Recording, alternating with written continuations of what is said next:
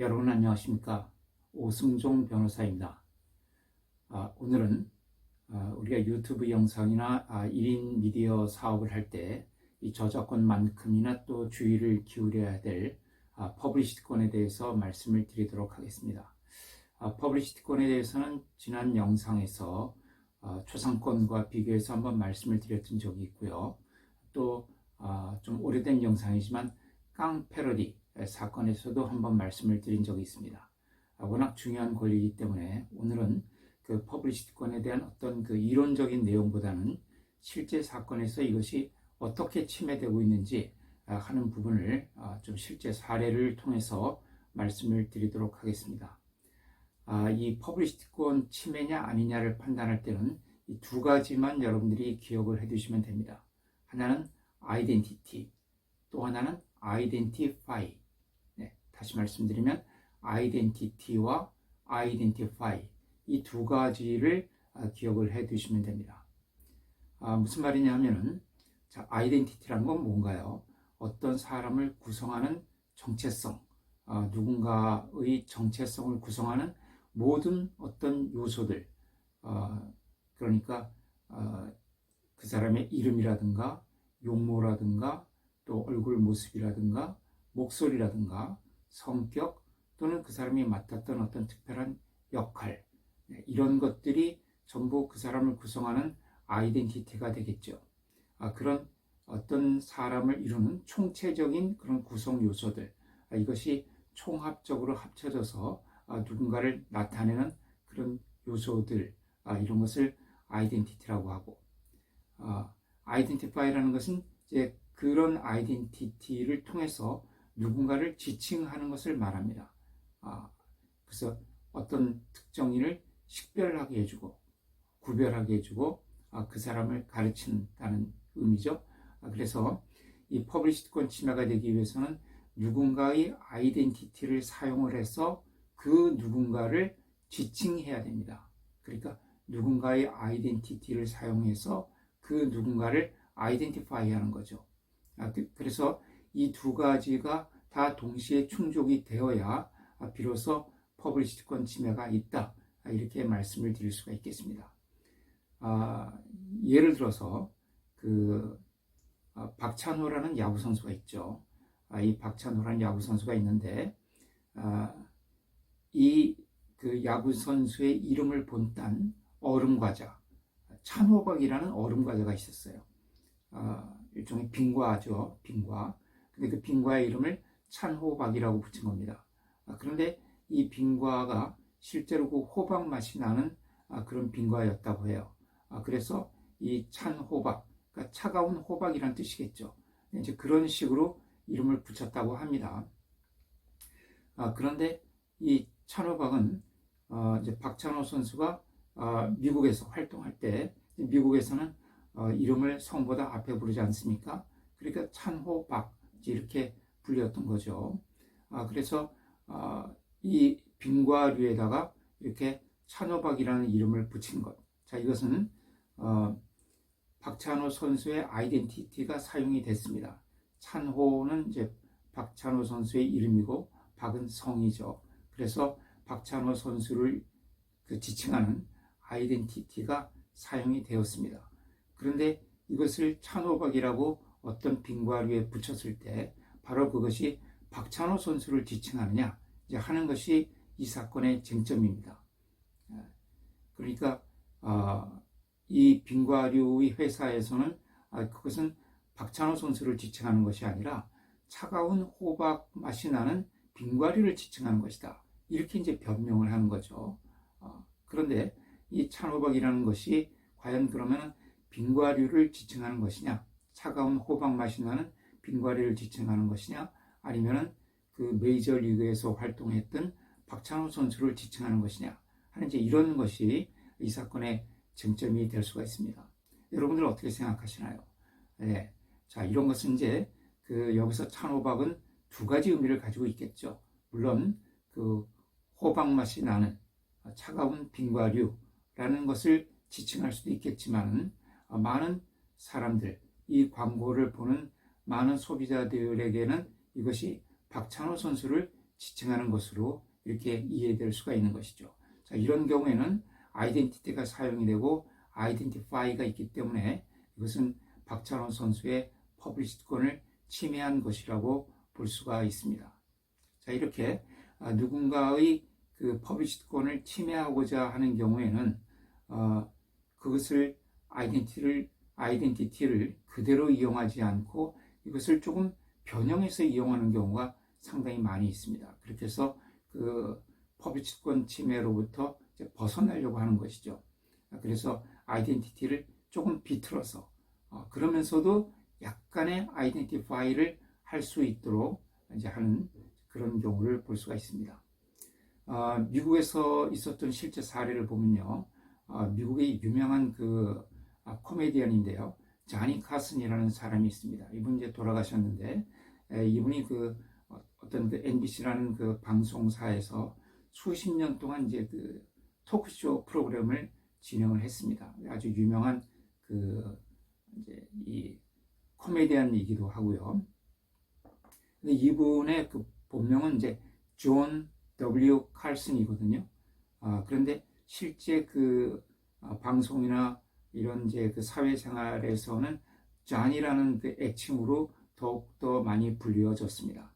그런데 이제 어떤 사람이 Here's Johnny라는 이동식 화장실을 만들어서 파는 거예요.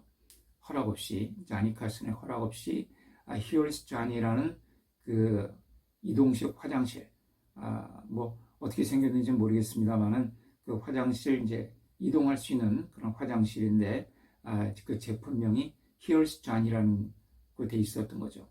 근데 이 Here's Johnny라는 이 어떤 그 문구는 이 자니 카슨이 자기의 그 인터뷰 프로그램, 그 방송 프로그램을 진행할 때 항상 처음으로 나오는 멘트입니다. 그러니까 이 그 방송이 시작이 되면은 이제 커튼이 이렇게 쳐져 있고요. 방송 시작과 함께 커튼이 쫙 열립니다. 그리고 어떤 그 아나운스멘트가 나와요. Here's Johnny 하고 이제 탁 그 멘트가 나오면은 그 커튼 뒤에서 이 자니 카슨이 이제 등장하는 거죠. 이제 이런 식으로 수십 년 동안 진행을 해왔기 때문에 이 Here's Johnny라는 이 멘트는 자니 카슨 쇼를 그 지칭하는 그런 하나의 그 어떤 멘트로서 일반 대중들에게 널리 알려지게 된 거죠. 그런데 이 멘트를 그 이동식 화장실이라는 그 제품에다가 갖다 쓴 거죠. 그래서 이제 이 자니 카슨이 거기에 대해서 소송을 제기를 했는데 이 이동식 화장실을 만든 사람은 어떻게 변명을 했냐 하면은 이 존이라는 것이 미국의 그 일종의 그 슬랭, 속어로 그 화장실이라는 뜻이 있다고 해요. 뭐 존이라는 것이 이제 뭐 남성을 뜻하기도 하고 여러 가지 그 남성적인 어떤 그 비속어의 뜻을 갖고 있고 또 뭐 그 설사를 한다 뭐 이런 이제 의미도 있다고 합니다. 그래서 그 화장실을 만든 사람은 이것은 그 화장실이다. 그래서 여기에 화장실이 있다. 편리하게 이용을 해라 하는 의미에서 내가 Here's Johnny라고 그 이 제품의 이름을 붙인 것이지. 내가 자니 칼슨 그 텔레비전 쇼 프로그램, 특히 그 자니 칼슨이라는 사람의 어떤 아이덴티티를 사용해서 그 사람을 지칭하고자 했던 것은 아니다. 그 사람을 지칭해서 어떤 그 퍼블리시티권을 침해하고자 하는 것은 아니다. 이제 이렇게 변명을 했던 것이죠. 대부분 이제 이런 그 유명인들의 어떤 그 아이덴티티를 허락 없이 사용하는 사람들은 그 유명인이 가지고 있는 어떤 고객 흡입력, 그 고객에 대한 그 친숙한 그런 이미지, 대중들에 대한 호감을 이제 광고에 이용하려고 하는 것이죠. 그런데 이제 그래서 이 사건에서도 이 Here's Johnny라는 이 화장실 사건에서도 과연 그 아이덴티티와 아이덴티파이가 있느냐 하는 것이 이제 문제가 됐습니다. 그런데 이 자니 카슨은 존이라는 애칭으로 많이 불려졌기 때문에 이 애칭도 이 자니 카슨의 그 일종의 아이덴티티가 될 수가 있는 거죠. 그래서 본명뿐만 아니라 이런 예명도 아이덴티티가 될 수 있는 것이고, 특히 그 이런 배우나 가수 같은 경우에는 본명보다 주로 가명으로 많이 불리우죠. 그 예명으로. 그렇기 때문에 이 예명이 그 사람을 지칭하는 그 아이덴티티가 될 수가 있습니다. 그래서 이제 잔이라는 것이 이 사람의 애칭이기 때문에 이제 그것이 쓰였다는 것은 확인이 되었고, 그럼 히어스 쟈니에서 그 쟈니가 화장실이 아니라 바로 이 코미디언 쟈니 카슨을 지칭하는 것이냐, 이제 이 문제가 남게 되는데, 미국의 법원은 이것이 아이덴티파이가 인정이 된다고 봤습니다. 그렇게 봤던 중요한 이유 중에 하나가 이 화장실 그 히어스 쟈니라는 화장실 그 문패 앞에 이런 문구를 또 작게 기재를 해놨어요. 그러니까 히어스 쟈니라고 제품명을 크게 써붙이고 그 밑에 이제 부기로 뭐라고 써놨냐 하면은 The world's foremost comedian 이라고 이렇게 써놨습니다. The world's foremost comedian. 그러니까 세상에서 foremost 가장 코모디안. 코모디안이라는 말은 실제 사전에 없는 단어라고 합니다. 그런데 왜 이 단어를 썼을까요? 이것은 이제 코모디오스라는 그런 이제 편안하다, 안락하다라는 이제 그 형용사에다가 이 쟈니 카슨이 코미디안이거든요. 이제 그래서 그 코모디오스 편안하다라는 그 의미와 그 다음에 이 쟈니 카슨의 코미디안 이것을 조합해서 만든 일종의 그 실제 존재하지 않는 그 조어를 만들어낸 거죠. 그래서 이 화장실이 굉장히 편안하다는 느낌의 문장이면서 아울러 어떻습니까? 이 쟈니 카슨이 세상에서 최고로 유명한 그 당시에 뭐 세계적인 코미디언이었거든요. 그래서 두 가지 의미를 품고 있는 거죠. 화장실이 편안하다는 뜻과 그 다음에 세상에서 가장 유명한 그런 코미디언이다 하는 이제 이런 의미를 품고 있는 이런 이중적인 의미로 사용을 했던 거죠.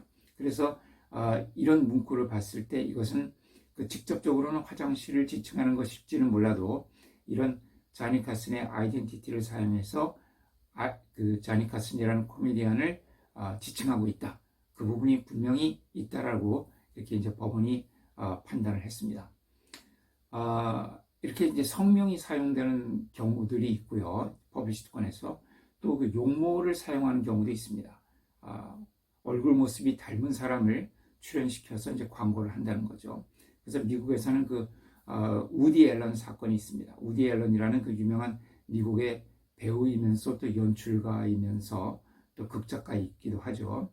아주 유명한 분인데 이제 이분과 상당히 유사하게 생긴 분을 그 섭외를 해서 이제 광고에 등장을 시켰던 겁니다. 이제 거기서도 이 퍼블리시드권 침해가 인정이 됐습니다. 그래서 이 우디 앨런은 아주 그 이제 약간 마르고 도시적인 그런 셀러리맨 형태로 생긴 분이 그런 배우예요. 여러분도 이제 인터넷을 통해서 검색을 해보시면 이 사람이구나 하고 이렇게 알 수 있는 그런 분인데 이제 그분하고 굉장히 닮은 사람을 출연시켜서 그분하고 굉장히 닮은 이렇게 표정, 그분이 항상 약간 이렇게 맥없는 표정을 짓고 있거든요. 이제 그런 그 모습을 그런 표정을 짓게 한 거죠. 그리고 이제 그 광고는 뭐였냐면 이제 비디오 테이프 광고였습니다. 이제 그 비디오 테이프를 이렇게 쭉 쌓아놓고 우디 앨런과 비슷한 사람이 등장을 해서 그래서 우디 앨런과 굉장히 유사한 그런 표정을 짓고 있는데 또 그 옆에 쌓여져 있는 그 비디오 테이프는 마침 또 우디 앨런이 출연했던 비디오나 아니면은 그가 감독 또는 연출했던 이제 그런 비디오들을 이렇게 쌓아놓은 거예요. 그래서 이런 점을 봤을 때 이것은 우디 앨런을 지칭하고 있는 것이다. 우디 앨런의 아이덴티티를 사용해서 즉 그 사람의 용모를 사용해서 우디 앨런을 지칭하고 있는 것이다. 이렇게 이제 판단했던 사례가 있습니다. 그 다음에 이제 목소리를 또 모방하는 경우가 있습니다. 목소리를. 이것도 미국에서 있었던 유명한 그 미들러라는 사건이 있는데요. 미들러는 이제 누구냐 하면 배트 미들러라는 미국의 유명한 가수이면서 배우입니다. 뭐 지금 이제 오래되신 분인데, 그 미국의 그 링컨이라는 그 이제 자동차를 만드는 그 회사에서, 포드 회사죠. 이 회사에서 그 1970년대를 배경으로 하는 그 광고를 찍게 됐어요. 시리즈 광고를 찍는데 그 광고의 배경으로 이제 70년, 71년, 72년 각 연도마다 가장 그 해에 유행했던 가장 인기가 높았던 대중가요를 이제 배경음악으로 이제 사용을 하고자 했습니다. 그래서 이렇게 쭉 시리즈 광고를 찍는데 그 70몇 년도에 그 그 가장 유행했던 곡이 이제 배트 미들러의 그 노래였습니다. 그래서 그 곡을 사용하려고 하는데 이 미들러가 절대로 허락을 안 해주는 거예요. 그래서 이 포드 자동차 회사에서는 어떻게 했냐 하면은 그 배트 미들러와 그 목소리가 굉장히 유사한 사람으로 하여금 그 노래를 부르게 한 거죠. 그래서 이제 그것을 배경음악으로 사용을 했습니다. 그런데 이제 법원에서 이제 이 부분에 대해서 이제 미들러가 소송을 제기한 거죠. 내 목소리를 흉내낸 사람을 이제 광고에 등장시켜서 내 퍼블리시티권을 침해했다. 이렇게 소송을 제기했는데 포드 회사에서는 그럼 아니 이것은 미들러가 아니라 미들러와 목소리가 비슷한 사람인데 그러면 미들러와 목소리가 비슷한 사람은 광고에 출연하지 말라는 것이냐? 뭐 이렇게 이제 항변을 했죠. 그런데 법원에서는 이렇게 그 미들러와 목소리가 비슷한 사람으로 하여금 미들러의 노래를 부르게 해서 소비자들로 하여금 마치 배트 미들러가 이 그 배경음악을 실제 부른 것처럼 그래서 이 포드 자동차의 회사의 광고에 실제 출연한 것처럼 이렇게 혼동을 일으킨 것은 이 퍼블리시티권의 침해다 하는 이제 이런 그 판결을 내렸습니다. 이렇게 어떤 특정인을 모방하는 그런 사례에 대해서는 제가 지난 그 깡패러디 사건 관련해서 그 깡패러디에 대해서 제가 2개의 영상을 올렸는데 그중 첫 번째 영상을 보시면은 여러분들 이 퍼블리시티권에 대한 그 사례들을 제가 좀 그때 설명을 해 두었으니까 그 부분을 여러분들이 참조를 하시면 될 것 같습니다. 오늘은 이제 퍼블리시티권에 대해서 1차적으로 이 정도로 말씀을 드리고 다음 영상을 통해서 또 퍼블리시티권이 실제 어떻게 침해가 되고 그 다음에 퍼블리시티권은 어떤 경우에 또 제한이 되는지를 다른 영상을 통해서 곧 이어서 말씀을 드리도록 하겠습니다. 오늘 영상은 이것으로 마치겠습니다. 감사합니다.